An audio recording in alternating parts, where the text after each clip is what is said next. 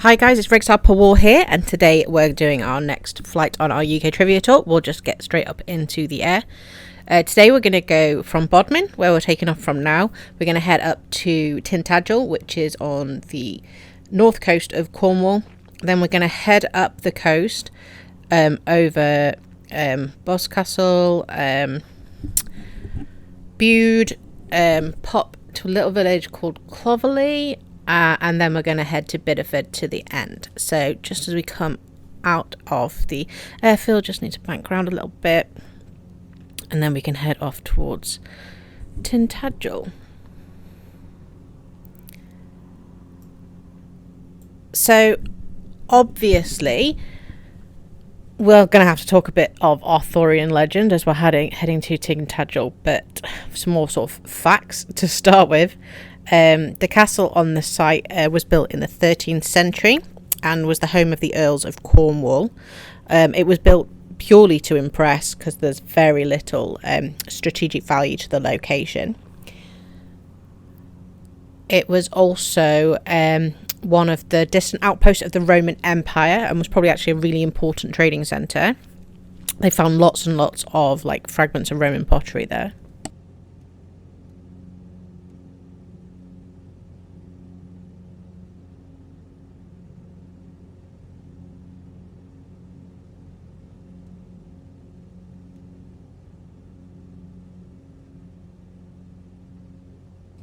So going a little bit more supernatural, the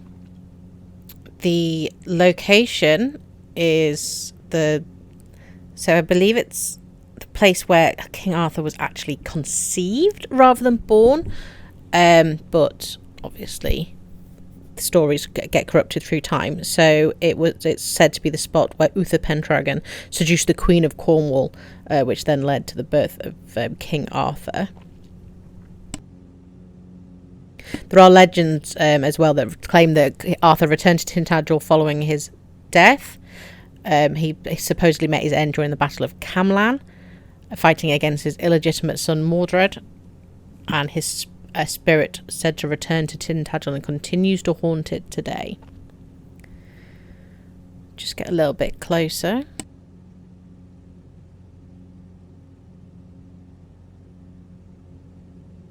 There is a ruined, the castle on there is a Norman castle. It is there, you can visit it. And it's got a life-size bronze statue of an ancient king, Gallos.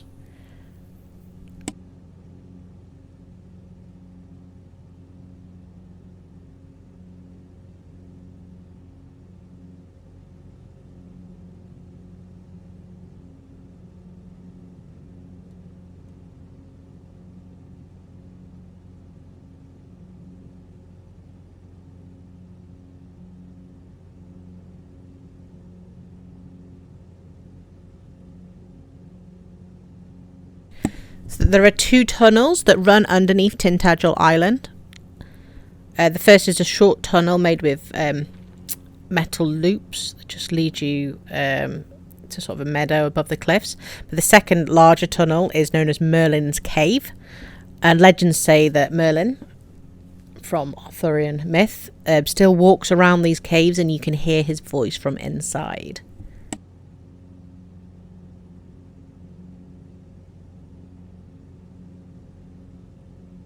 Merlin supposedly brought Arthur, the baby Arthur, to the cave, and the cave actually fills with water at high tide.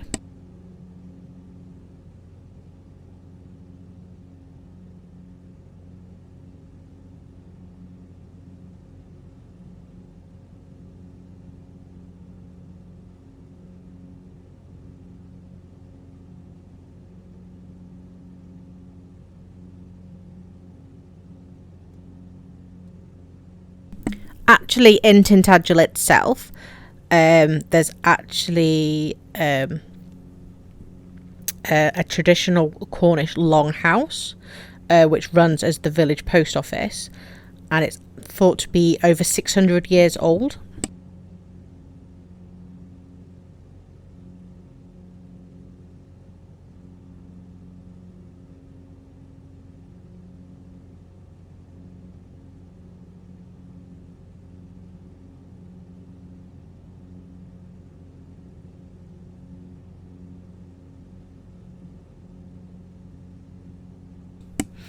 And on the island, which you can get via like an old medieval route, or you can go over a new bridge, there is a 6th century Celtic monastery.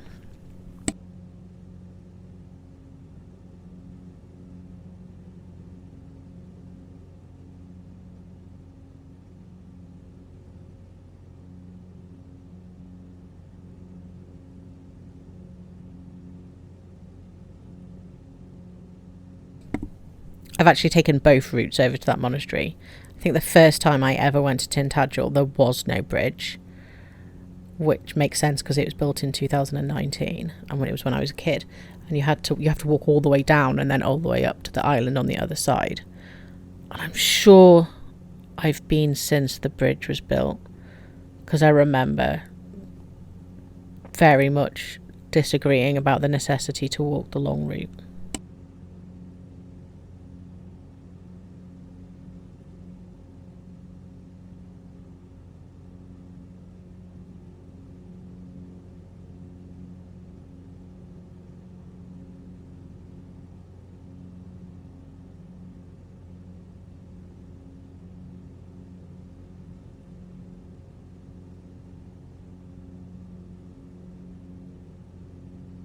Hopefully as I bank round I can get a view. I don't think you can see much. I don't think the updated graphics for the UK particularly worried about an ancient 6th century monastery on a random rocky outcrop in a small, next to a small Cornish town. It's just over there.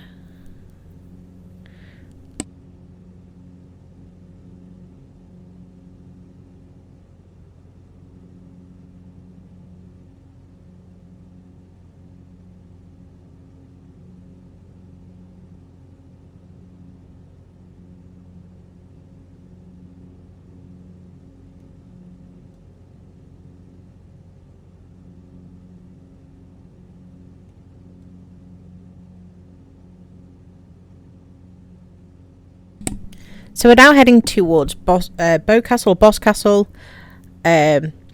Just a quick peek back at Tintagel. So we're heading up now towards Boscastle, not far away. It's only about 5 kilometres to the village.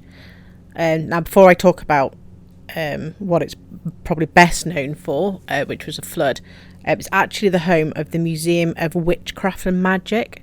Now, the museum originally started off in, I think, the Isle of Man or I can't remember, but they fell out, and it's been located in Windsor and then somewhere else before it finally settled in Boscastle. So it is a museum dedicated to European witchcraft and magic. So it's got things related to folk magic, ceremonial magic, Freemasonry, Wicca. And his collection has actually been described as the largest in the world. Just looking back at it there. So what this village is best known for is the flash flood that occurred on the 16th of August 2004. Caused extensive damage to the village. The reason the flood happened was that 60 millilitres, 2.4 inches of rainfall, which is about a month's worth of rainfall, fell in 2 hours. The ground was already saturated because it had been raining for the last 2 weeks, above average. The basin around it, as you could see when we went past, it's very steep, and it also has some slate, which causes a surface runoff. It's also where 2 tributaries meet, and basically just a beep ton of water all arrived within a very short space of time, causing the rivers to overflow. The flooding coincided with high tide, and it just basically the effects were that homes, businesses, cars belonging to over 1,000 people were just swept away. It was actually the largest peacetime rescue operation ever launched in the UK. 91 people were rescued, and there were no deaths, thank goodness.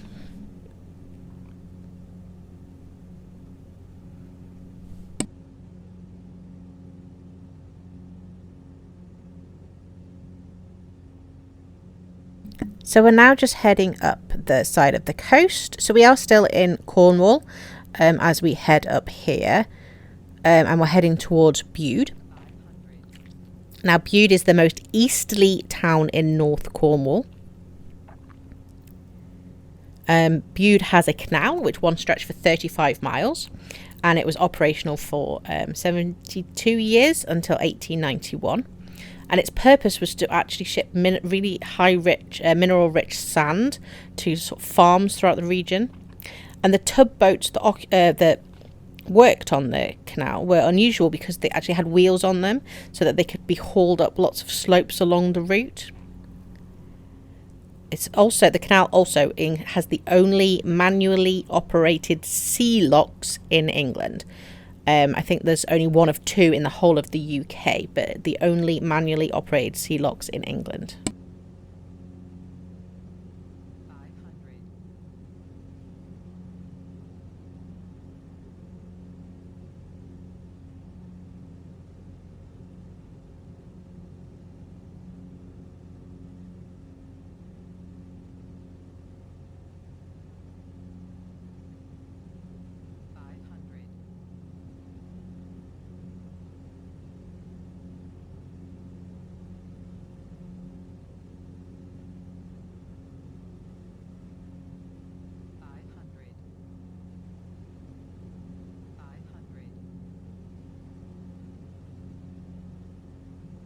So there's a place called Compass Point, which is a landmark in Bude.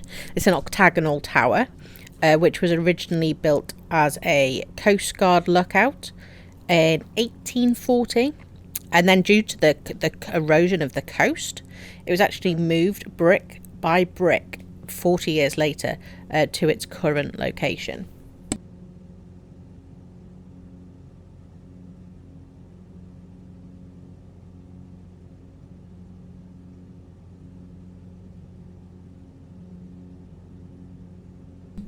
Another feature at Bude is the satellite dishes of Bude Gchq. So you may have heard of Gchq in Cheltenham, which is sort of the headquarters. But there's Bude Gchq near Morwenstow, and it is actually the largest employer in the Bude area. It's got over 250 staff.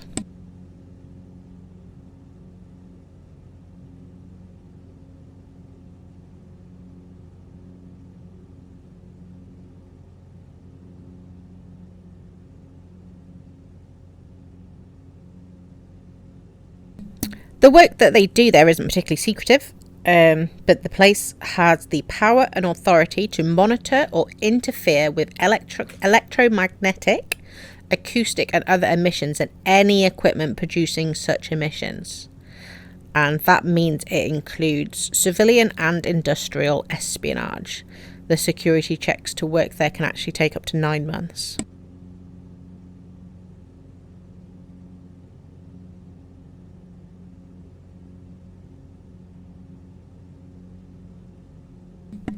Quite aptly for the time of recording this fact, the Bude actually has a very similar latitude to Kiev in Ukraine.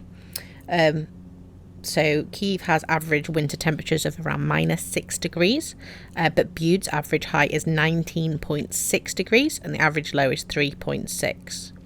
Bude actually gets more hours of sunshine than most British towns, and in 2013 it was officially the sunniest spot in the country.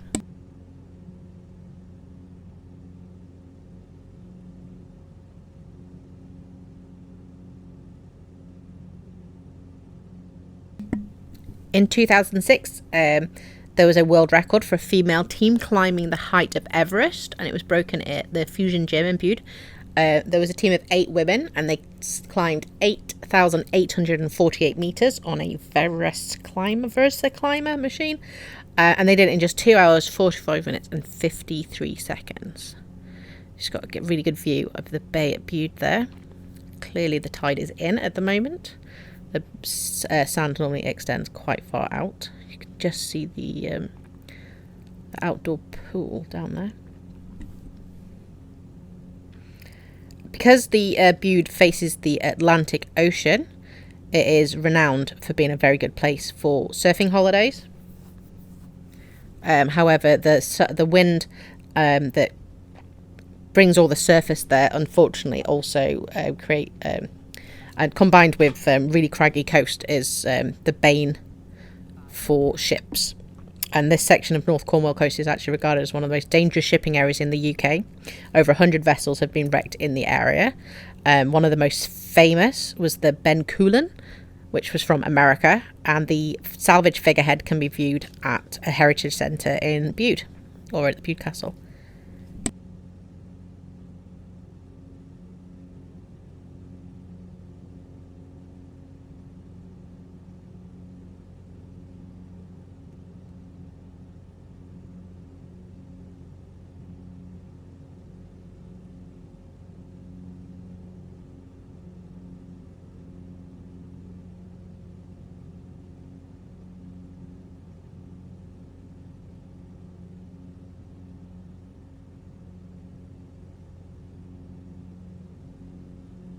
My absolute favourite fact about Bude is the Bude Tunnel.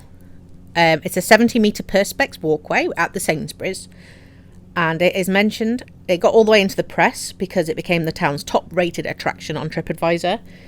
In fact, it was so bad that TripAdvisor had to suspend all the reviews because they believed they did not describe a first-hand experience.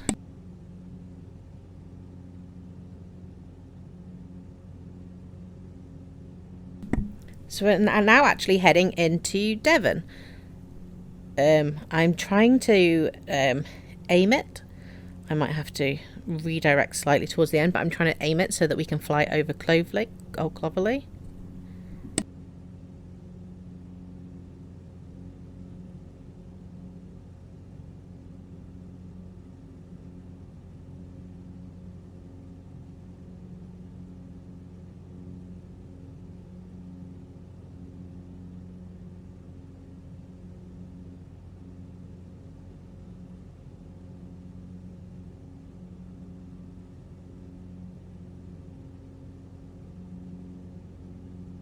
So Clovelly, where we're heading, is a privately owned village and has only been associated with 3 families since the middle of the 13th century. It was acquired by the Hamlin family in 1738, and the preservation of this village, it owes much to a Christine Hamlin who dedicated herself to renovating and expanding the cottages and more just beautifying the village.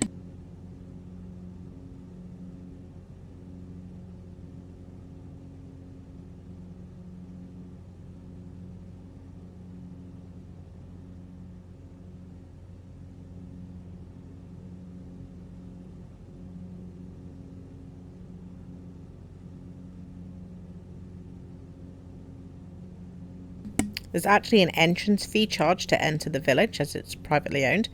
And there's like a village visitor centre where you pay for parking. You get entrance to 2 museums, the gardens, and you get an audio-visual history guide.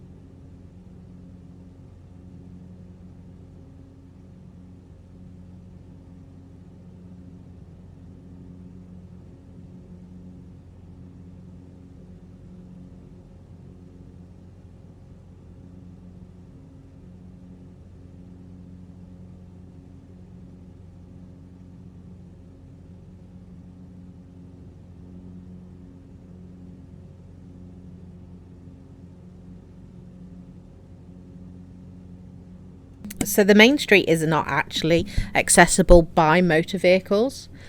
In fact, due to the lack of vehicular access to the main street, deliveries have to be made by sledge. And this isn't for some gimmick, it's just the most practical way to get goods down the main road. So goods are delivered by being pulled down on a sledge from the upper car park, and then rubbish is collected by being pulled down the hill to a vehicle at the harbour. There's no access to the village by wheelchair because it's just so steep.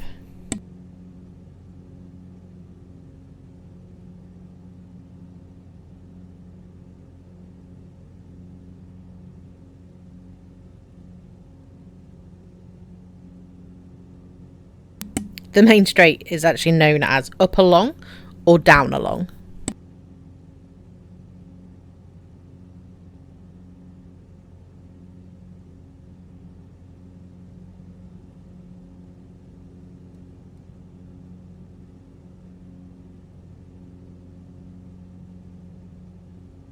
hopefully I've placed my markers correctly to make sure I'm getting to the right place.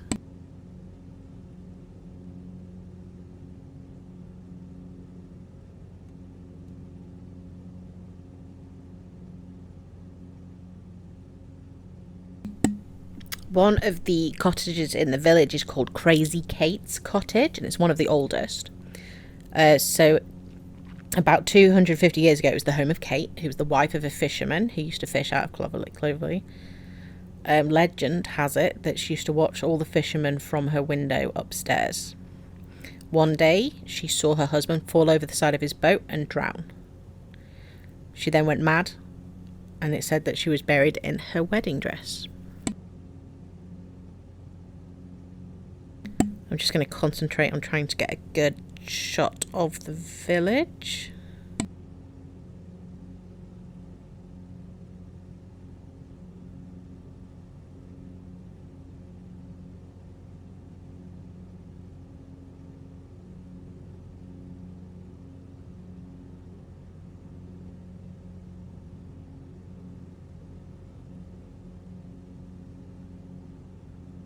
Just go around a little bit. I think it's down in this section just here.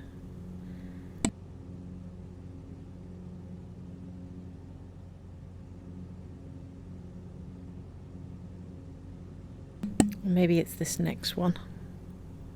Oh yeah, it's down here.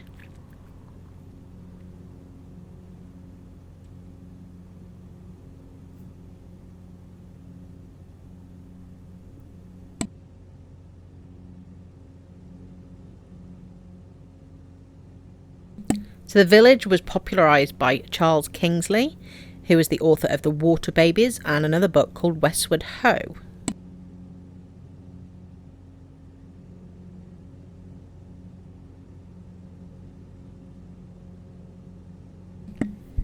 So just as we pass this section of water now, we're on our way towards Bideford now, we'll just have a quick talk about Westward Ho! So it's the only town in the UK to have an exclamation mark as part of its name, but it was also named after said book by Charles Kingsley. As we come into Bideford shortly, it's just to the left-hand side.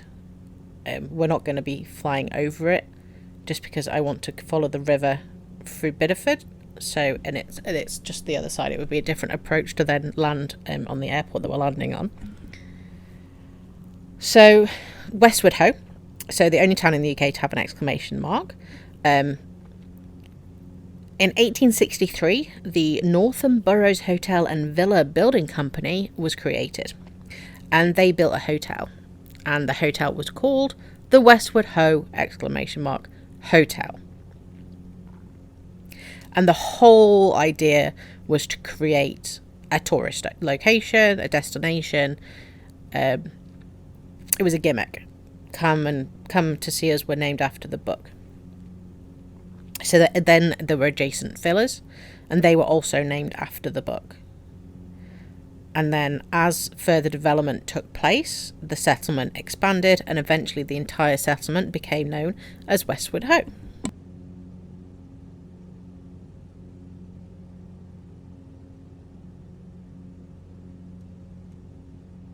On the outskirts of Westward Ho!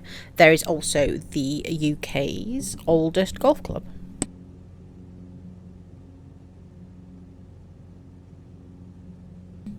So now we're going to be heading also towards Bideford. So Bideford is known as Little White Town. That's like its like little saying. And that actually comes from the same book, Charles Kingsley's book Westward Ho! In 1855, and it describes the line-washed walls, which were designed to prevent the spread of cholera.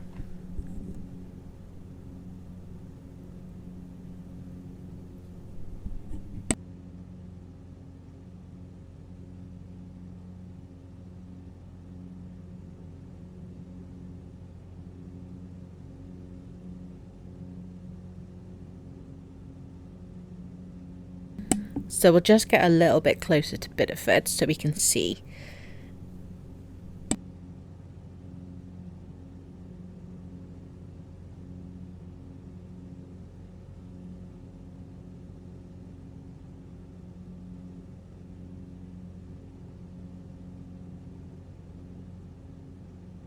Westwood Ho, I think, is over there somewhere.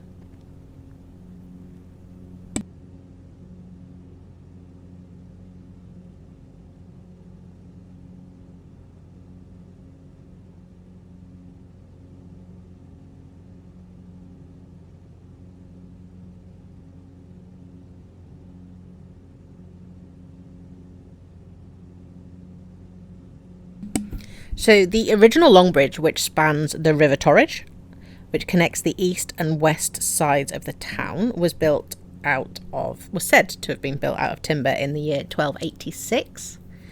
Then in 1474, the original structure was replaced by a masonry arch bridge seen today. I hopefully will be able to get a good shot of it as we fly it down the river, as I just come around here. This bridge was built around the timber so that the bridge could still be in use while the construction was taking place, which is one of the possible reasons for the 24 arches all being different sizes. Hopefully we can see the bridge shortly. It's just coming in the middle. A traditional explanation is that each arch was funded by a different local guild, but there's no records to confirm this. And there's another theory that says that the piers were built on naturally existing large stones in the river, which obviously were randomly situated. Just going over that bridge now.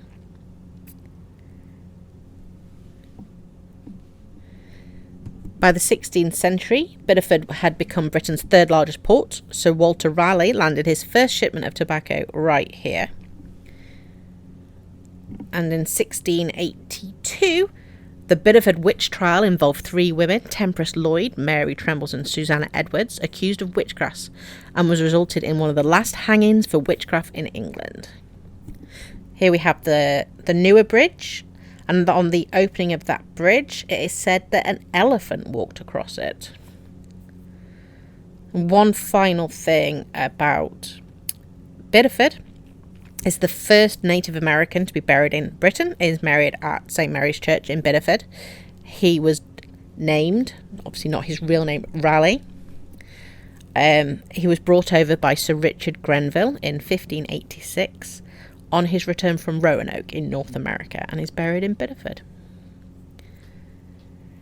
So we're going to be landing at RMB Chivener, which is Royal Marine Base. It started off as a civilian airfield before it was commandeered by the Air Force during the wars. There is still an RAF squadron there, but it is now a Royal Marine base.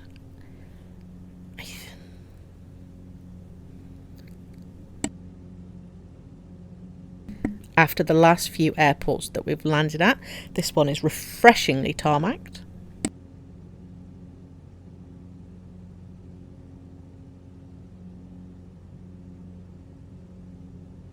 Apologies that this one has ended up being a bit of a long one. There's very few airfields in this area, but I also thought there's some really interesting places to fly over on my way.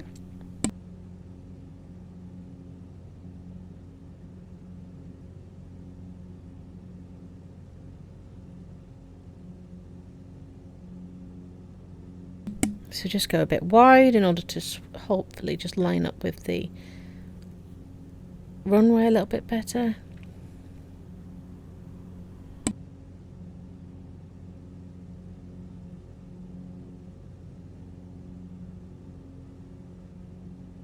I'm sure anybody who watches this video hopes I'm going to crash every time.